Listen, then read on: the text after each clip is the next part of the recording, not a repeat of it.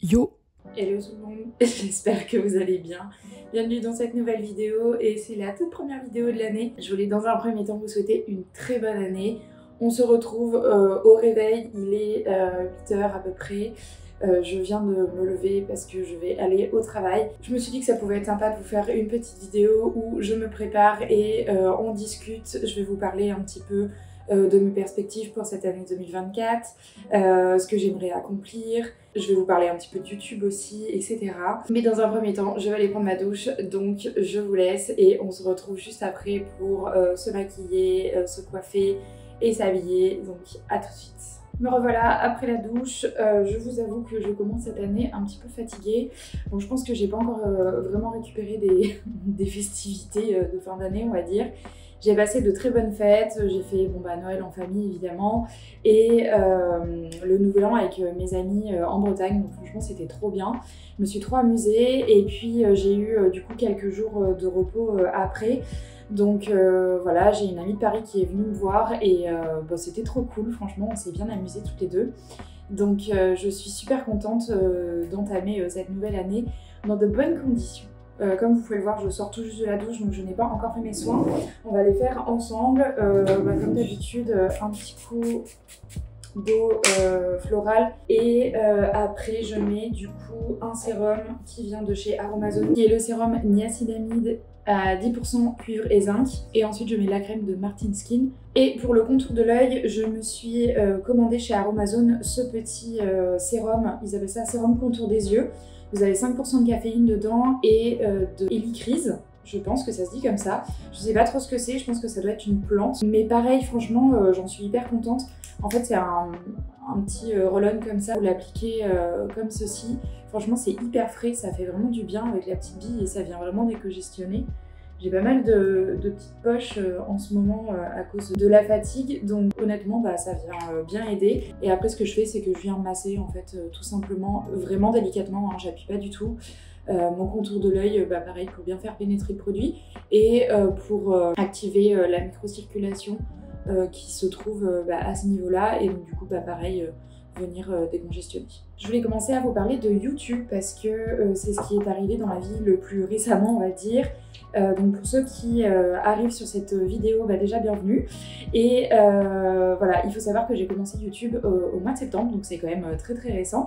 Et franchement, je suis très contente de tout ce qui se passe en ce moment. Je pense qu'aujourd'hui, on doit être environ je pense une trentaine de personnes, enfin en tout cas il y a environ 30 personnes qui se sont abonnées. C'est pas grand chose hein, quand on voit par rapport à d'autres youtubeurs qui sont là depuis des années évidemment et qui ont des millions d'abonnés. Moi je viens juste de commencer et franchement je m'attendais pas du tout à ce qu'il puisse y avoir autant de personnes qui s'intéressent à mon contenu. Certes je fais pas des vidéos pour qu'il y ait personne qui les regarde, mais j'étais pas non plus dans une optique, honnêtement quand j'ai commencé YouTube je le faisais aussi avant tout pour moi parce que franchement j'ai envie de tester un petit peu une nouvelle expérience. Et je savais pas vraiment où ça allait me mener. Je n'avais aucune attente de cette nouvelle aventure, hormis le fait que je m'amuse et puis que je prenne vraiment du plaisir en fait à faire des vidéos. Et franchement, je vois qu'il y a quand même une belle évolution depuis que j'ai commencé. Et franchement, merci beaucoup pour ceux qui se sont abonnés et qui me soutiennent, on va dire, de manière hebdomadaire, étant donné que pour le moment je sors une vidéo par semaine. C'est un rythme qui me convient plutôt bien pour le moment. J'ai le temps du coup de pouvoir faire mes petites vidéos tranquillement, de les monter et puis du coup de vous les publier le dimanche. Donc voilà, après j'avoue que peut-être que d'ici le milieu de l'année ou la fin de l'année, selon un petit peu aussi professionnellement parlant, comment moi je suis à ce moment-là, peut-être que je vous en sortirai 2 par semaine. J'ai pas du tout envie de me mettre de pression pour le moment parce que honnêtement ça sert un petit peu à rien de vous dire oui je vais commencer à vous sortir 2 vidéos par semaine si au final je ne tiens pas du tout ce rythme-là et j'ai pas envie de me mettre la pression pour tenir ce rythme, étant donné que à côté je travaille quand même, donc voilà, il faut que je puisse m'organiser et avoir le temps de tout faire. Je pense que ça pourrait être un objectif que je pourrais me fixer d'ici mi-2024 ou fin 2024. J'ai enlevé ma serviette parce que c'était lourd et ça me faisait mal à la nuque. Je voulais aussi vous parler de l'aspect très positif que ces premières vidéos ont eu sur moi. Je me suis vraiment rendu compte que ça avait eu un aspect très positif sur ma façon de me voir. Et en fait, je me rends compte que grâce à YouTube et grâce aux vidéos que je fais, j'ai de plus en plus confiance en moi. Et franchement, c'est trop bien. Enfin voilà, c'est vraiment un aspect, encore une fois, que j'avais pas vu venir. Et honnêtement, je faisais pas ça pour ça. Mais je suis hyper contente du coup que ça ait cet impact positif sur moi. D'un point de vue psychologique, entre guillemets, c'est hyper cool du coup. YouTube, c'est complètement différent parce qu'en fait, on se retrouve dans une pièce à parler tout seul en face du coup d'un téléphone ou d'une caméra, enfin peu importe. Et franchement, ça aurait pu être beaucoup plus difficile que ça. Ça l'a été un petit peu au début, forcément, j'étais un peu plus timide. Maintenant, aujourd'hui, je me sens beaucoup plus à l'aise. Et peut-être que dans un an, je me sentirai encore plus à l'aise pour faire encore plus de choses. Mais en tout cas, pour le moment, ça a vraiment eu cet impact très positif sur moi et sur ma vision de moi-même. Donc voilà, je voulais vraiment vous le partager. Bon, je vais commencer à maquiller parce que sinon je vais être en retard. Pour continuer un petit peu sur YouTube, je vous avoue que je sais pas trop encore, encore une fois, ce que ça va donner dans les prochains mois, on va dire. J'ai pas encore de grandes attentes sur le sujet parce que c'est que le début et puis honnêtement, encore une fois, je fais vraiment ça par plaisir et par amusement entre guillemets, même si je prends pas ça à la rigolade, voilà, il n'empêche que pour moi ça reste encore qu'un loisir on va dire, mais aussi et surtout parce que je suis quelqu'un de passionné de base. Honnêtement, la mode ça fait partie de ma vie depuis vraiment tout le temps. J'ai grandi avec une sœur, excusez-moi, il y a les pompiers qui passent, il y a une caserne de pompiers qui est pas très loin. On va attendre 2 minutes, voilà. Avec une sœur pareil qui était, et qui est toujours d'ailleurs vraiment passionnée de mode. Et du coup, vraiment, quand on était enfant, on s'amusait avec nos Barbies à faire des défilés de mode. On prenait des bouts de tissu, on les coupait et on faisait des collections. On faisait un peu la même chose avec nous d'ailleurs. Le nombre de fois où ma sœur m'a habillée dans des façons hyper bizarres on va dire, mais c'était peut-être très avant-gardiste pour le coup, je ne sais pas, mais en tout cas voilà, on s'est toujours beaucoup amusé à faire ça. Et du coup j'ai vraiment développé cette passion pour la mode donc depuis que je suis toute petite. Et même si c'est pas quelque chose que j'ai filmé dès le début, pour YouTube notamment, ça a été quelque chose qui a toujours fait partie de ma vie. Je me souviens, j'ai des copines de La Rochelle par exemple qui sont un peu moins on va dire dans la mode que moi et qui ont déjà eu besoin d'aide pour s'habiller pour un événement ou autre, et c'est vrai que elles sont déjà venues me voir en me disant il faut que tu m'aides parce que j'ai cet événement, je sais pas du tout comment m'habiller, et en fait ça a toujours été un énorme plaisir pour moi de pouvoir leur servir un petit peu de styliste on va dire, qui a souvent été le cas. C'est qu'elle venait, elle prenait des choses dans mon armoire. Il y avait déjà eu un petit peu ce truc de non-consommation et non-surconsommation, pardon. Donc c'est encore une fois quelque chose que j'adore. En fait, ces dernières années, j'ai vraiment eu envie de faire plus que ça. Je suis pas quelqu'un qui est méga connecté sur Instagram par exemple. Mon compte Insta pour le moment est complètement fermé à mes amis et c'est tout, et ma famille évidemment, mais ça m'arrive quand même de partager un petit peu mes outfits, etc. En fait tout ça m'a donné envie de le partager de manière un peu plus travaillée et un peu plus professionnelle du coup, donc avec vous, et c'est complètement ce que j'ai commencé à faire donc dès le mois de septembre. Je pense que tout doit arriver à un moment un peu précis, et peu importe les raisons, bah ça s'est pas fait avant et franchement c'est pas grave du tout. Le fait est que bah c'est le cas aujourd'hui, je suis là, mais pour le moment voilà, je suis très contente de ce qui se passe et encore une fois bah, je vous remercie d'être là et de regarder mes vidéos toutes les semaines. Je me suis aussi aperçue récemment qu'il y avait certaines vidéos évidemment qui fonctionnent mieux que d'autres. C'est généralement des vidéos haul. Honnêtement, même si oui, j'aime encore une fois avoir des nouveautés et que j'aime me faire plaisir, j'aime m'acheter de nouvelles choses, bah en fait j'ai pas envie de faire que des vidéos haul pour que ça plaise énormément et que bah, ce soit les vidéos qui soient le plus regardées. C'est pas intéressant pour moi parce que bah, déjà premièrement j'ai pas envie d'être dans une surconsommation et au-delà de ça c'est pas forcément ce qui moi me plaît le plus à faire. Mais voilà, j'ai pas envie de me cantonner à ça juste pour faire des vues. On va passer sur du coup quelque chose, un sujet un peu plus personnel qui va être en fait le travail que je fais. Pour ceux qui ne le savent pas, du coup, je travaille à mi-temps dans une boutique de fringues donc sur La Rochelle qui est très cool. Honnêtement, ça se passe très très bien. Je m'entends très très bien avec ma responsable. J'adore la boutique, les vêtements sont très sympas, la boutique est très belle. L'environnement de travail en fait est vraiment très chouette, mais honnêtement c'est pas mon métier, j'ai pas envie de continuer là-dedans. Ma responsable est au courant, on discute beaucoup donc voilà, il y a un dialogue qui est très ouvert sur ce sujet-là entre nous. Je fais avant tout ce travail-là parce que en fait donc sur mon autre partie du temps, hormis faire des vidéos YouTube, je suis donc designer textile, donc c'est de la création d'imprimés, je vous l'avais déjà un petit peu expliqué, mais grosso modo je vais en fait faire du dessin. Par exemple, si on prend donc le kimono que j'ai sur moi, c'est comme si j'avais donc dessiné l'imprimé et en fait moi je viens juste vendre le dessin, donc là c'est du Etam par exemple à Etam, et Etam utilise mon dessin pour ses collections donc, de sous-vêtements, de homeware, etc. Enfin, voilà. Donc moi je m'occupe vraiment que de la partie de dessin, donc ça me plaît énormément, j'adore ce métier-là, sauf qu'en fait je suis donc à mon compte et c'est très difficile d'avoir des clients et le marché en ce moment est assez difficile. Donc en fait pour pouvoir vivre tout simplement, je n'ai pas vraiment le choix d'avoir un travail ce qu'on appelle alimentaire.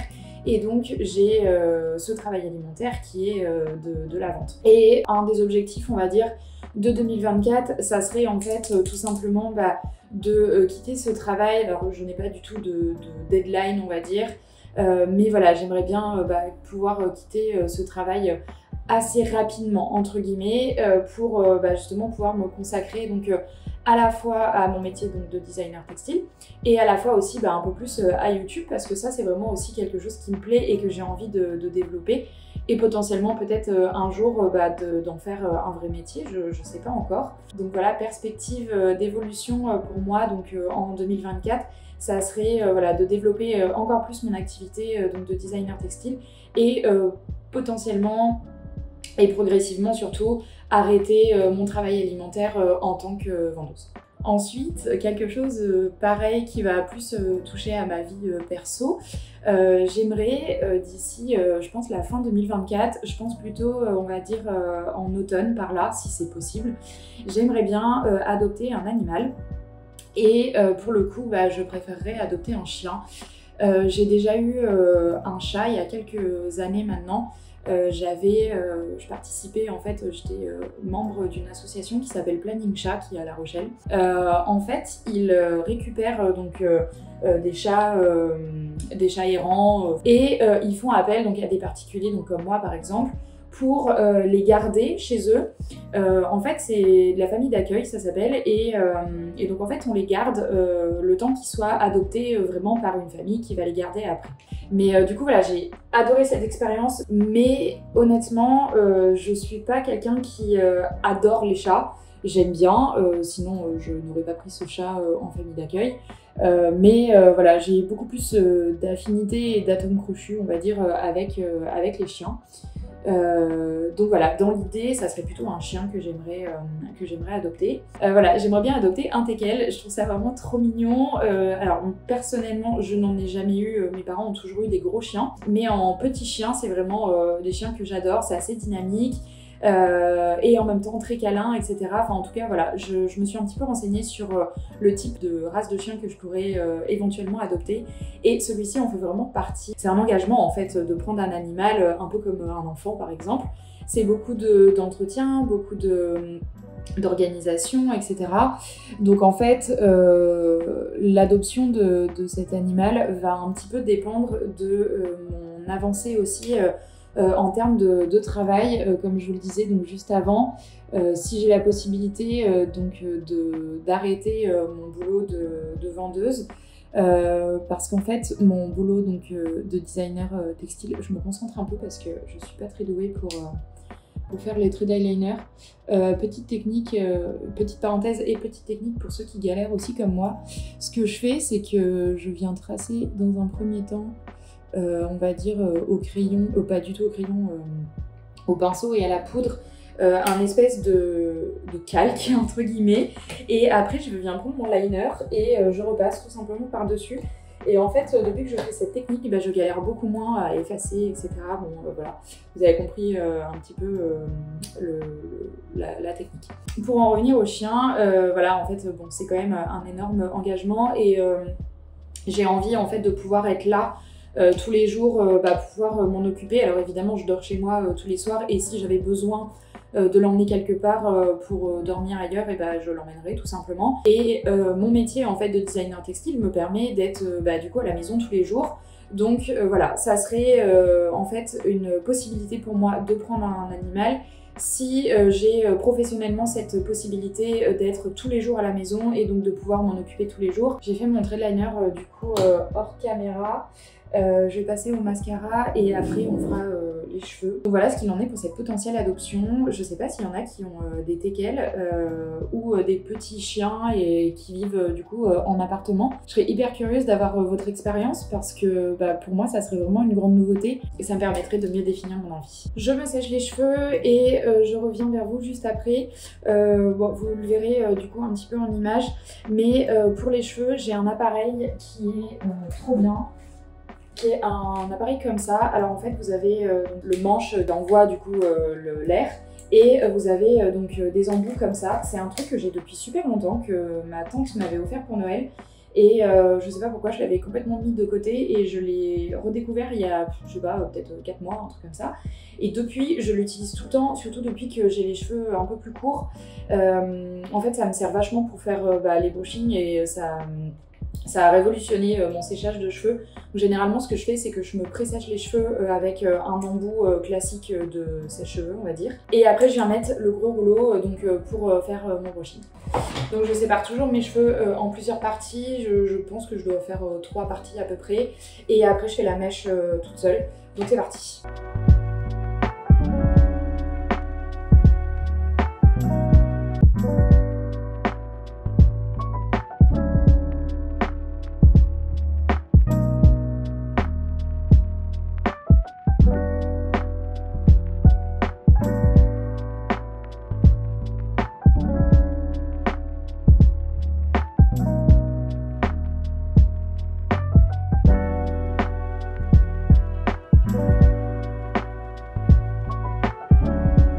Ceux qui se le demanderaient, oui, j'ai été chez le coiffeur et j'ai refoncé un petit peu. En fait, j'en avais marre de ce côté très clair au niveau de mes pointes. Donc du coup, je suis repartie en fait sur ma couleur naturelle, qui est donc un châtain. Visiblement, de ce que la coiffeuse m'a dit, j'ai des sous-tons chauds, mais voilà, j'avais envie de repartir sur quelque chose donc, de beaucoup plus naturel. Et en fait, avec du coup les décolorations que j'avais eues donc pour faire cette espèce d'ombré un peu plus blond, ça fait que y a des endroits où effectivement je suis plus claire, ça se voit évidemment, je sais pas si vous allez le voir à la caméra, mais ça se voit effectivement à la lumière. Voilà, honnêtement ça me gêne pas du tout, je trouve ça très joli parce que ça fait vraiment un effet naturel, et on n'a plus du tout la barre que j'avais avant. Donc voilà, je suis super contente du résultat. Je me laisse pousser les cheveux, je sais pas trop encore. Je vous mettrai une photo par là de la longueur un petit peu que j'aimerais avoir. Là on est vraiment dans une longueur qui est pas terrible parce que alors quand je les coiffe comme ça va, mais demain quand je vais me réveiller j'aurai pas du tout la même coiffure, et donc du coup je suis obligée de les attacher. Donc voilà, j'ai hâte qu'il pousse un petit peu plus. Je prends des gummies de chez L'Achillée et je me masse le crâne tous les soirs. Voilà, apparemment ça aide. Donc j'espère que c'est vraiment le cas et que je ne suis pas une pigeonne. Donc voilà pour mes cheveux. Pour ce qui est de la tenue, je dois porter obligatoirement donc une pièce qui vient de la boutique. Donc là j'ai mis mon pantalon en velours kaki que vous avez déjà vu, je vous l'ai déjà présenté. Je suis venue mettre un petit col roulé blanc que je trouve trop mignon et une chemise oversize par-dessus. Je vous avoue que c'est un look que j'adore. J'ai volontairement remonté un petit peu mon pantalon et je suis venue mettre des épingles à nourrice à l'intérieur pour pas que ça se voit, pour laisser apparaître en fait des petites chaussettes blanches et donc j'ai mis mes mocassins qui vont avec. Je suis désolée pour ce bazar. Honnêtement, je vous montre pas l'état de ma chambre parce que c'est une catastrophe. Mais comme tout le monde, je vis, donc c'est un petit peu le bazar, mais c'est pas grave, j'ai aussi du bordel ici, bon bref. Voilà, donc pour la tenue, assez simple, mais honnêtement très confortable pour travailler, c'est super. On va quand même parler de cet avant-après en termes de tête. Et honnêtement, même si, comme je vous l'ai déjà dit, je me trouve pas moche même démaquillée, franchement ça fait quand même du bien de se sentir beaucoup plus jolie. Alors certes avec du maquillage, mais en même temps, voilà, on est en hiver, encore une fois, c'est pas forcément la bonne période pour avoir un teint hyper lumineux, hyper radieux, etc. Donc bon, voilà, un petit peu de make-up, ça aide. Et franchement, on va pas s'en priver. On va finir cette vidéo avec cet angle-là, je le trouve pas si mal que ça. Je vous remercie d'avoir regardé cette vidéo, j'espère qu'elle vous a plu. J'avais envie un petit peu de plus vous parler de moi et un petit peu justement de mes objectifs de 2024. Je vous avoue que les bonnes résolutions, ça n'a jamais fonctionné chez moi, donc voilà, je préfère me fixer des objectifs plutôt que des bonnes résolutions. N'hésitez pas à me dire en commentaire quels sont vos objectifs. Je trouve ça toujours très intéressant et ça peut être très inspirant aussi parce que, voilà, honnêtement, j'ai pensé à ce genre de choses, mais je pense que tout au long de l'année, je vais avoir plein d'autres objectifs qui vont venir s'accumuler au fur et à mesure. Et c'est complètement normal. J'espère aussi que vous apprécierez mon honnêteté, ma franchise, que je m'ouvre un petit peu plus à vous aussi donc sur ma personnalité. Donc voilà, cette vidéo sortira un dimanche, donc évidemment je ne travaillerai pas le dimanche, mais aujourd'hui où je la tourne, oui. Donc je vous souhaite bon courage pour le travail si vous êtes comme moi et que vous allez au travail. Je vous souhaite une très bonne semaine et je vous dis à la semaine prochaine. Ciao!